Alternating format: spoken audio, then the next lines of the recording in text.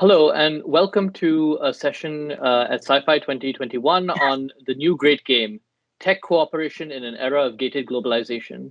Over the next 45 minutes, we'll have a rich discussion with an excellent panel of experts on the intersections of geopolitics, globalization, and technology. I'll briefly introduce them before turning to them for some questions, and hopefully we will have a lively discussion. I have with us James A. Lewis, Senior Vice President for at the Center for Strategic and International Studies, Abdul-Hakeem Ajijola, Chairman of Consultancy Support Services Limited, former Senior Special Assistant for Innovation and Technology to the National Security Advisor to the President of Nigeria, Lisa Curtis, Senior Fellow and Director at the Indo-Pacific Security Program at the Center for New American Security. She was previously Senior Director for South Asia at the National Security Council in the United States. And finally, Dr. C. Rajamohan, Director of the Institute of South Asian Studies at the National University of Singapore. This is a very broad but very complex and very important set of issues that we'll be discussing, covering a wide range of areas with military and civilian applications and a vast array of emerging technologies that could potentially have a really transformative effect on national economies and the global balance of power. So with that, let me turn to Dr. Rajamohan for the first question. How would you say the world and some of our common assumptions about globalization have changed over the past several years? Economic and technological codependence was believed for many years to incentivize peace and cooperation, particularly amongst the major powers. Is that assumption being tested, and why? I think it's been tested and found wanting. One, in the domestic politics of major countries like the United States, where the belief that globalization was of, unmitigated blessing, that has been challenged. We can argue with that. I mean, the elite view in Washington, New York, and Silicon Valley still sees as the centrality of globalization, but the politics in the heartland have changed. And I think we've seen first articulated by President Trump and now in a different manner, but the same concerns are being raised by President Biden. So I think both the leaders, are responding to significant changes in the domestic politics on issues of inequality, which the globalization has produced, and the kind of shifting of jobs. I mean, whether you call it outsourcing of labor, insourcing of labor, outsourcing of jobs, which has generated all kinds of concerns. Now, you could argue some of these concerns are not accurate, but the fact is today they're real and they're affecting politics in the United States. So there is no consensus today in Washington that free trade is a good thing, or that there is any support for a fresh round of trade liberalization. That's where we are. And in India moved out of that belief in globalization because it found the Chinese the trading with China saw India's own manufacturing being hollowed out. So well before the current crisis, India walked out of the RCEP because of the fears of the Chinese domination of the Asian economic order. And in China too, I mean, it's not just US and India, but it's also China. I mean, China, which has taken full advantage of last 2 decades of globalization, now has adopted a strategy of dual circulation, which is, while benefiting from external circulation, it wants to strengthen domestic circulation and strengthen itself by denying access, for example, to the US technology companies, by strengthening its own, corporations and capabilities, and tilt the game even further in its favors. So I think we are stuck in some situation where domestic politics in major countries, as well as China's weaponization of trade, its attempt to use its levers or the international trade system to unilateral advantage, I think have pushed us beyond a particular a Rubicon, if you will. So unless there is a fresh compact between all the major trading nations, that globalization needs to be reordered, fresh rules need to be devised. The current crisis, I suspect, will continue. If I may just follow up quickly, you mentioned the US and China and India. What about Europe and Southeast Asia and other sort of major clusters of economic activity in the world? So we've seen it in Britain to some extent, where the globalization was an issue and how Britain, in the name of sovereignty, walked out of the European Union. But I think In Japan, for example, I mean, which has been a great champion of RCEP, of globalization, the new prime minister, let's see how long he's there, but he said that it's not just about reform and further liberalization of the Japanese economy, but welfare, much like Biden and Trump, that you need to do more about domestic consumption, domestic job security. So I think there is an interesting shift in the Japanese debate. I'm not an expert on Europe, but you can see even in Europe, I mean, to some extent, it's varied from country to country. But this idea that it's simply open up, let there be trade. I mean, maybe Germany has one kind of view because Germany is a great exporter. I don't know if that is shared by other countries in the region. So my sense is if you take out two big players like US, in fact, even one player like the United States, if it questions the assumptions on which WTO was founded, the China's entry into the WTO was accepted, then you had one player is good enough with such strength to demand a fresh look at the rules and need to work rules that will benefit everyone rather than the current situation where it certainly seemed to have worked in Chinese favor in the near term. Turning it over to the implications for technology, Dr. Lewis, in what areas and how are recent trends in globalization affecting trends in technological development and cooperation? What do you see as some of the key developments in technology policy in recent years?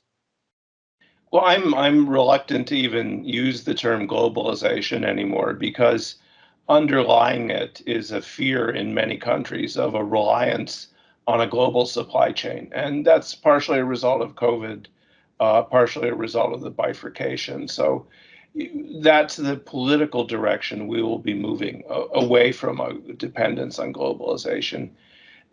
Bifurcation between the US and China is clearly important. The issue there is how do we take China out of supply chains? It's not just the US. The US, of course, has a military conflict with China or a potential military conflict. But other countries are concerned about China's, as Raja said, China's predatory trade behavior. And so you see a general move away from China as a reliable partner. And I think that's probably the biggest effect. Reliable partner, particularly given its penchant for borrowing other people's research and intellectual property. We've seen a diffusion, despite my opening remarks about don't say globalization anymore. We've seen a diffusion of technological capabilities, but it's not global, right? And so if you use artificial intelligence as an example, you have powerful research centers in Canada, in Israel, in the UK, in the United States. You have these capabilities probably in Russia as well and in China.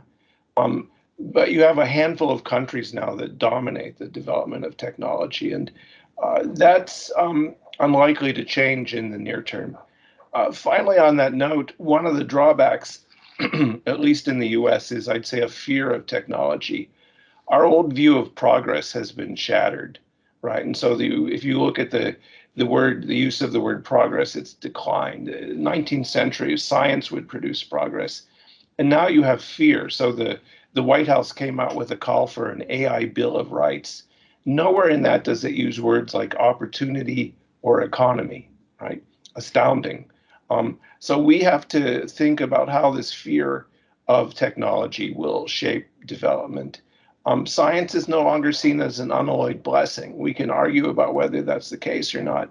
Certainly the Europeans have tended to focus more on the risks. And so you hear that a lot. Let's talk about the risks of technology. People want to talk about risks more than they did and perhaps less about opportunity. So if you were overstating the case, you'd say the Luddites are winning. And I think that global social change, at least in developed countries, is shaping how we develop technologies. Thank you. To Lisa Curtis, how is technology policy permeating, with that backdrop, how is technology policy, in your view, permeating national security structures and thinking in the US government? Speaking as somebody who was recently in the US government, did you anticipate this becoming a major area of competition when you joined in 2017? And how did issues related to technology competition feature during your tenure in government?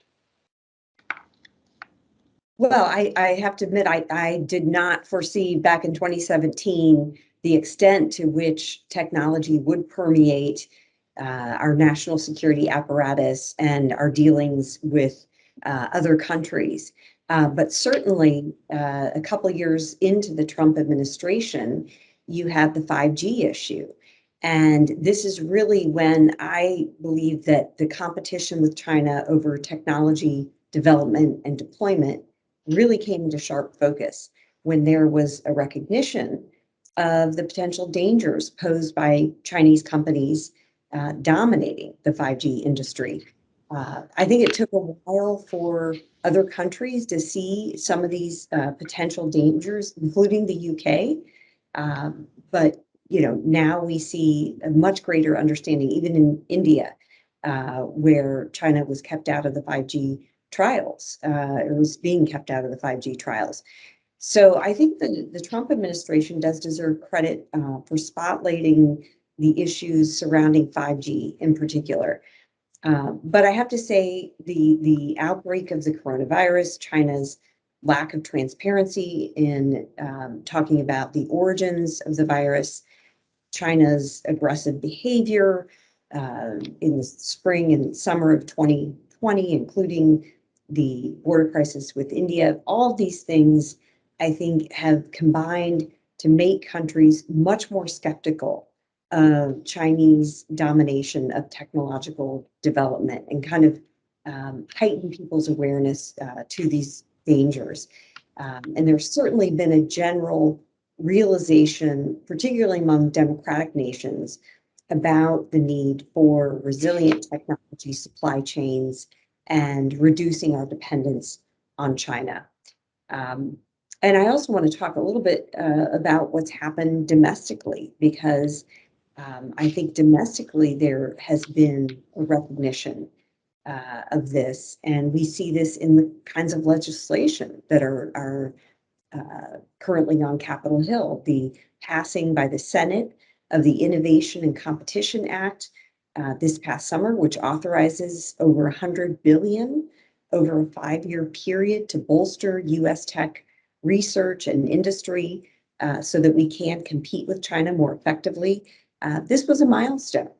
Now, of course, we need to see this pass, and particularly the part of the legislation that deals with allocating $52 billion to support the Chips for America Act, which is federal investment in the Commerce Department for domestic semiconductor research, design, manufacture. This is very important, and I think the world is watching to see if the U.S. can sort of get its domestic act together and actually invest in these industries that we need to be competing with China for. There's a lot to say about international cooperation and what we're doing on that front, which I think we're going to get to a little bit later. But I think it is important to see that domestic buy-in, that recognition that competition with China on the technology front is certainly a core national security concern in the United States moving forward.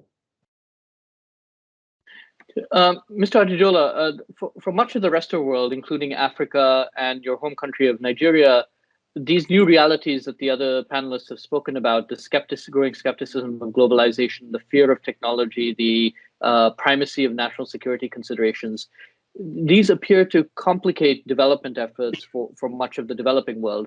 What are some of the challenges and opportunities that you see from your vantage point?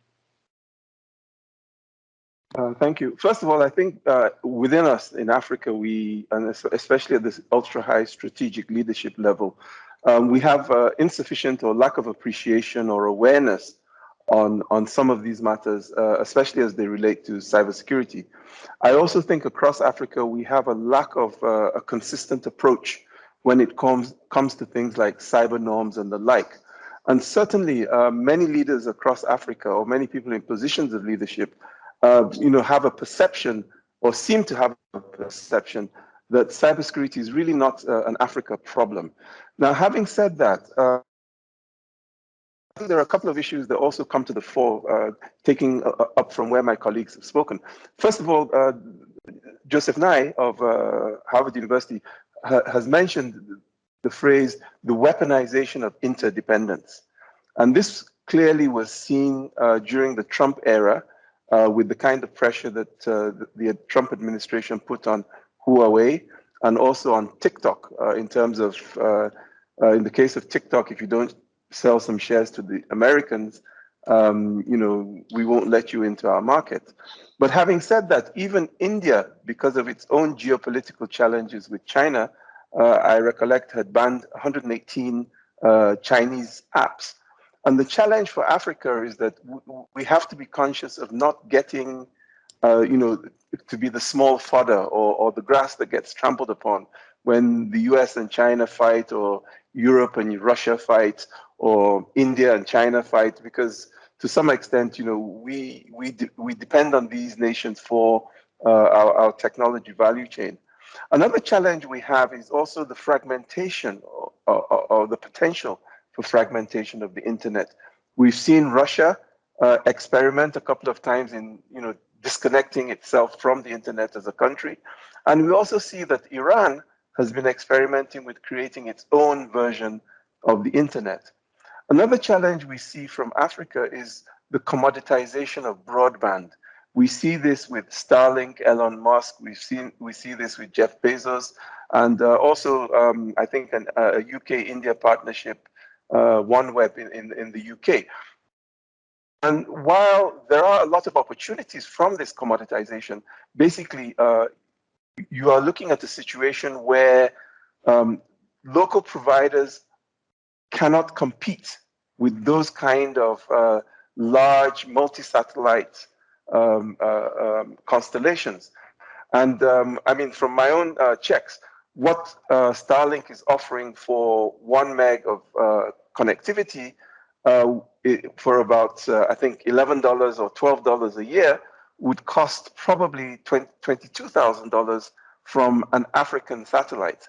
So clearly, our investments in those kind of communication technologies probably are gone. Also, we see a situation of the emergence of the crypto and the digital currencies. And there are three I would bring to the fore.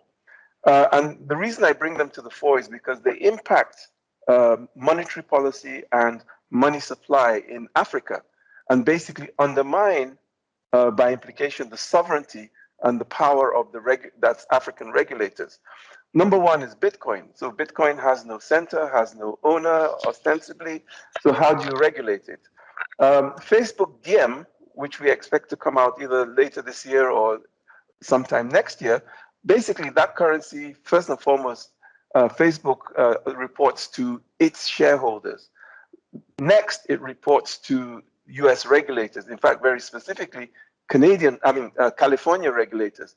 So again, the challenge of African control, sovereignty, regulatory input.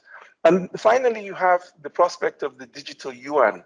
And this is particularly interesting because, again, the digital yuan reports or answers to the Chinese regulator, not the African regulator. That's number one. And the digital yuan does have some advantages in Africa, which, again, are disadvantages to us. First of all, 50% of all the handsets in Africa are made in China. Number two, 70%, that is 70% of all the network infrastructure is Chinese made. And also you have to understand that African nations are debtors, and we owe a lot of money to China. And of course, he who pays the piper tends to call the tune. And lastly, in October 2020, for example, Huawei launched the Mate 40 in South Africa. And the Mate 40 has an inbuilt hardware chip wallet to make these kind of crypto wallets easy to get into, convenient, while at the same time potentially undermining the regulators and the sovereignty of African nations. Thank you. Thank you. We've discussed in some ways some of the challenges facing all of us collectively, I suppose. But I do want to get a little bit into what some of the path ahead and what some of the potential opportunities or policy options are for collectively. Dr. Rajamohan, some of the key developments you mentioned are being really determined in the United States and in China, the two largest economies. Where does that leave, in your view, the so-called middle powers, and by which I mean India, Japan, etc.? How do they chart a course in this new geopolitical environment? No, I think if you see, I mean, the middle powers are not helpless. I mean, I think if you see what Europe has done, for example, in shaping the regulation of the digital world, I mean, I think they've been in the leadership. And they've done a lot, which other countries are largely, taking cue from that. And even in the US, which had begun with a completely free, digital universe, to one where the demands for regulation are coming from multiple sources. I mean, extraordinary number of bills are being debated in the US on how to regulate the big tech. See, the principal contradiction is this. I mean, I think very few countries have the option of opting out of the China, of the US-led technology companies. I mean, that China has adopted a strategy of creating its own companies, its own ecosystem, its own structure to completely dissociate from the United States. I don't think that model works for the rest of us, which is really, we don't want to break away from the United States. But I think whether it's India, Europe, or a whole lot of countries, want some way of regulating the way the US big tech companies work. So my sense is the interest in adapting a US-led digital universe to a one-to-one that will suit everyone. I think that's the one part of the big agenda that the so-called like-minded countries, which don't want to join the China-led digital world, that's one option. But the large number of small countries, I mean, don't have many choices.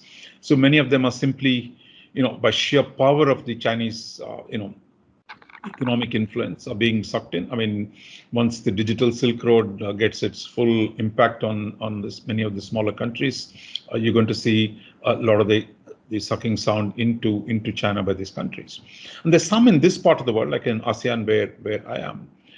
The people are beginning to wake up to a situation where, for example, you have a China cloud, you have an America cloud, right? I mean, that do you, now in the conflict, do you run two cloud systems? You say, look, if the US imposes sanctions on a certain set of actors, based in China. So I think those people are just waking up to those issues, that can you really be nice to both sides, or can you, afford to stay non-aligned in this business? So I think, which is what I think countries like Singapore thought, look, it is really, we can do both. I mean, we want both, we like both.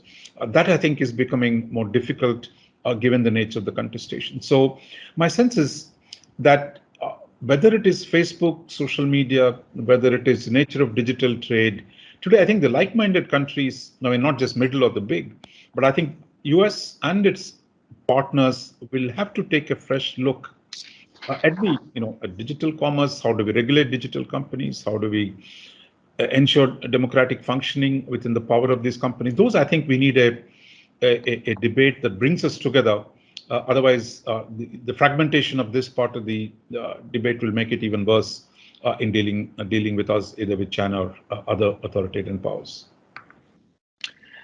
Ms. Curtis, can you outline some of the steps that the US government has taken to recently, whether under the previous administration or this one, to improve technology partnerships, including in the Indo-Pacific? What, in your view, should the US be more focused on? Yeah, I would like to talk a little bit about the Quad, because I think that the Quad, the US, India, Japan, Australia, quadrilateral security grouping is really important in this regard. And of course, the Quad was revived during the previous administration, but the Biden administration has really taken it to the next level. The fact that we've had 2 Quad summits in the last, 7 months or so is really quite amazing. And of course, they've actually established working groups to start working through important issues, not only vaccines, climate change, but emerging and critical technologies. And so what you're seeing is the Quad, 4 powerful democracies coming together, pooling their resources, their capabilities, and also bringing to bear their commitment to democratic values to be able to begin to set the standards and principles that will shape the environment in which emerging technologies will be developed and deployed. So I think this is quite remarkable. And if you look at the joint statement that was issued after the most recent summit on September 24th, there's quite a bit of detail on how the countries are going to work together on critical and emerging technologies. And in particular, I want to draw your attention to the fact that it mentions open RAN deployments. This is open radio access network deployments for 5G, which is really an important development. Open RAN technology is a technology alternative to hardware dominant 5G networks. It's essentially wireless infrastructure built on modular architecture with open interfaces or open radio access networks. And in a paper that I recently did with our CNAS expert on technology, Martin Rasser, we noted that the Quad is in a particularly good position to build and promote open RAN deployments as an alternative to what we currently see with the deployment of 5G. And this is important because you'll see more vendors, you'll see vendor diversity, you'll see more secure and more supple supply chain resiliency. So this really is an innovative way to deal with the 5G challenge. But it wouldn't have happened if, number one, the dangers to allowing Chinese companies to dominate 5G infrastructure, that concern was not raised by governments. And then had they not provided the space for the private sector to be able to innovate and come up with solutions to the problem. So I think this is a good example of finding solutions to these challenges. But of course, the US needs to work in partnership with other countries in trying to do global deployments of these important technologies. And so that's exactly what's happening within the Quad as we speak. But I think Raj is also right. Europe is also extremely important in this game, and very pleased to see the EU strategy for cooperation in the Indo-Pacific released last month, which has an entire section on digital governance and partnerships. And it talks about enhancing technical policy and research cooperation throughout the Indo-Pacific with a special focus on the ASEAN countries. And the EU has declared it will support the ASEAN Digital Master Plan of 2025 and its support for ASEAN's increasing role in shaping common data protection standards. So I think the EU approach to cooperative digital partnership is extremely important, and that the Quad and the EU can work in tandem or in parallel, if you will, on these challenges, because these countries, when it comes down to it, they need the alternatives that we heard about from the other speaker, that because China has been dominating in this space, countries have had no other choices. So I think it's very important for the EU to be engaged, and they're obviously moving in that direction, and that the Quad, its use and purpose to be able to help compete with China and provide these countries digital alternatives, that's already starting to happen. And I think it's pretty exciting, and I think we've got a ways to go, but we're certainly moving in the right direction. Thank you.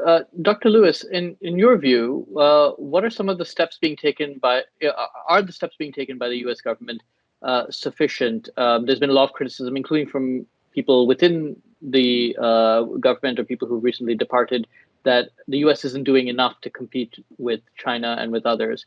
At the same time, are there avenues, in your opinion, for cooperation between the US and some of its competitors, notably China and Russia?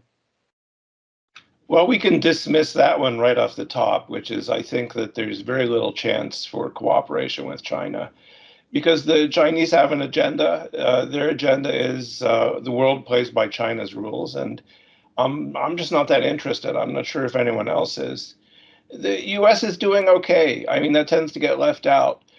We need to demonstrate competence. I mean, some people have said there's been a series of policy dilemmas that date back to the Bush administration. So it'd be nice to get a few wins under our belt. One thing that people should remember, though, is that no matter what happens in Washington is coupled to the powerful and dynamic innovation and economic machine of the United States, and it continues to generate growth. That's a problem because in some ways it gives us the luxury to prevaricate. And so when you look at will the US fund research and development? Will the US fund the semiconductor industry? The answer is no, right? The congressional process requires two bills, a bill to authorize spending money and then a bill to appropriate spending money. And unfortunately, Congress hasn't quite gotten around to doing the second bill. So great plans, no money. That's not a winning strategy. So the first thing the US needs to do is fund. We are making good progress on building new alliances. And so the Quad has come up. I think people are probably unaware of how close relations are with Japan. You saw the recent Trade and Technology Council and its 10 working groups, many of which focus around technology. So the US is doing good work, but we need to accelerate strengthening these alliances on tech. We need to be careful not to hamper innovation. And so I talked a little bit about the fears that drive policy. Europe is a good example, which is Europe had a strong tech industry 25 years ago, and they overregulated it out of existence.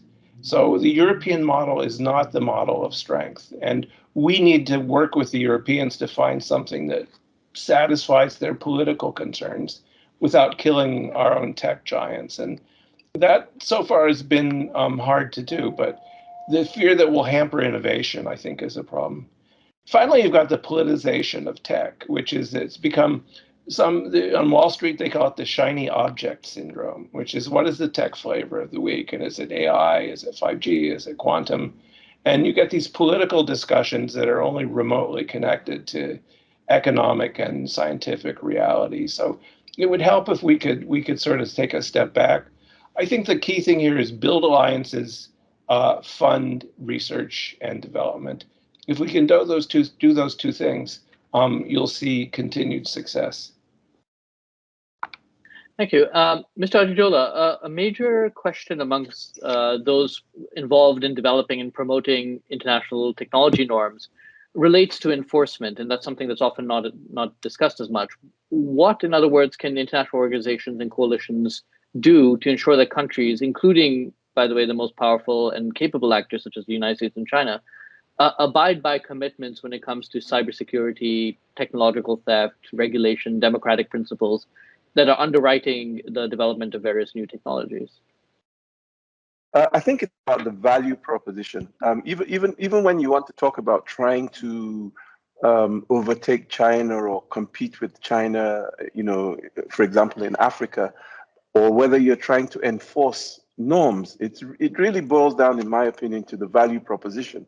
If people find that there is a positive value proposition to collaborating and to making sure that they obey, the enforcement directives, they will. But frankly, if they don't see a positive value proposition, and it's not always that the value proposition must be the benefit for myself alone. There's also a collective benefit. So I think this is part of what we have to do to be able to encourage people to basically adhere, for example, to the norms. Clearly, there's also a need for more people in the global south to participate in the development of the norms so that there's a greater level, stake and level of ownership. And I think this is where, for example, in Africa, and I think much of the global south, we have an urgent need, for a generation of cyber diplomats who can actually be able to engage in some of these discussions. One would recall historically, there was the great Treaty of Berlin in 1884, which divvied up Africa. And sometimes it seems that there is also an ongoing initiative to divvy up the internet, and Africa, again, is not at the table. But also we have to appreciate that to some extent, cyber malfeasance is asynchronous. So that sadly, it might be possible to also achieve some kind of balance of terror. We've seen this with mutually assured destruction. It seemed to work. It's possible we might see this with North Korea and how it has a balance of cyber terror with its neighbors. So these are some of the things I think we should look at. But just to wind down on this, I also think it's important for us to get our strategic leadership to understand that there are positive value propositions. As I mentioned much earlier, really a lot of African leaders don't see cyber, for example, as an African problem. But if they appreciate that, for example, in cybersecurity in Africa, over the next 10 years, there's envisaged to be a 10 to $15 billion market. So now if they begin to see, well, okay, there's a market here, it might become a societal profit center, not just an organizational cost center. And this way you could generate jobs, probably generate wealth, and as a byproduct, you could generate taxes. Another issue is that ISC Squared in 2020 did a survey where they pointed out that there was actually a 3.1 million number of vacancies, so job opportunities. Now, today we have young Africans crossing the desert and dying. We have young Africans crossing the Mediterranean and dying. If we are able to overproduce the kind of cyber expertise that is required, then one, you get the 4 R's. One, you get respect, because these people will now be flown, to these countries, or they could even work remotely in their own countries in Africa. 2, Africa would receive remittances from these people, the diaspora. And 3, they would return with more technological know-how. And finally, the 4th R is that they would build relationships, and those relationships are more likely to facilitate, inward investment into Africa. So I think part of our duty, and this might be the failing of some of us, we've not done enough to convince African leaders that there are some positives so that we can encourage them to look into the norms, look into the cyber issues, and maybe capitalize on them. Thank you. Thank you. I think we have about 5 or 6 minutes left, and so last round of questions. And it's actually the same question to all of you. If you were to highlight, maybe we start with Dr. Ratimon and go around. If you were to highlight one major decision in the coming years that will decisively shape the geopolitics of technology, what do you think it is and why? So we'll start with Dr. Ratimon and then Curtis, and we'll go around. I would look at the digital world. I think which is really today the problems, and I think we had colleagues talking about cybersecurity, we are talking about election interference, you're talking about manipulation of news flows. There's so many things have become interlinked. Then we talk about digital commerce. So I think working through a range of rules for us, at least I think for democratic societies to order some method into this, I think that becomes critical, I think, but it's not really one issue. From semiconductors to social, economic, and political mobilization, I think we're talking about a very, very broad range of issues. But I think we really need to begin to sort these out because without that, the functioning of the modern society itself, which is under great stress. But a second thing, if you have a second chance, I think how to prevent the next pandemic. I don't know if we can afford to have another one like this, and the way this was managed. And I think it's a serious question, and I think we need to really put our heads down to make sure we discover the next one faster, and we can deal with it much better than we have with this one. Yeah, I think I would come back to something that James Lewis mentioned in his remarks, which is how effectively we're going to be able to work with partners on these issues. The U.S. cannot do it alone. Which is clear. So I think, to the extent that the U.S. Can, work with other partners in, setting norms, standards, ethical answers to some of these questions, The U.S. is going to have to work with other like-minded countries, democratic countries that maybe, countries won't always be democratic, but there at least has to be a certain amount of respect for individual liberty, freedom of expression, and those principles. So I think really that is going to be the key when you're talking about the geopolitics of technology. If we were talking about sort of innovation and cutting edge technologies, then I think it is more looking at sort of investments and working with the private sector.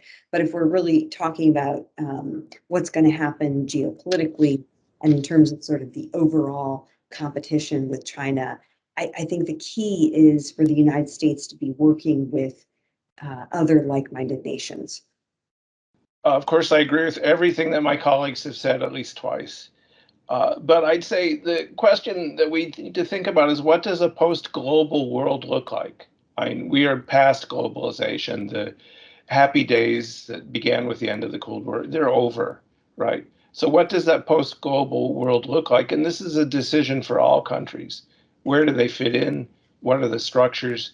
Do we keep some of the old structures like the WTO, which is notable largely for its failure to be effective? It could be fixed, but all countries need to think of, what does a post-global order look like, and where does China fit in with that? I mean, China depends on the West. China depends on the West for research, for technology, for markets. And it will use any method to ensure it has continued access to this. So part of the decision that all countries face, and we've heard it for Africa, we've heard it for India, we've heard it for Europe, what does a post-global world look like, and where does China fit in? Noting that the direction China has taken under its current leadership is discomforting, troubling to say the least. So we will be rebuilding a world order. It may not happen immediately, but it will not be a global order, and it will not be the order that we've lived on with for the last 30 years. Finally, Mr. Ajijola, what is your view? From an African perspective, I think it's about capacity building in all its ramifications, whether you're talking about awareness, culture, teaching, learning, research, innovation, and rights. So, yeah, thank you. That's it. So with that, thank you all for a very enriching discussion. Somewhat pessimistic, but I think also hopeful in ways about, I think there is general consensus that we're in for a period of immense transition. And coming to recognize that and to deal with that and to ensure that this sort of new gated, what the organizers have called a gated globalized world or post-globalized world really sort of benefits all of us is really going to be the big challenge of our times. So thank you all for your comments on behalf of CyFy. Again, I'm Dhruva Jayashankar, Executive Director of Observer Research Foundation America, and it gives me great pleasure to wrap up this discussion. Thank you very much. Thank you. Thanks.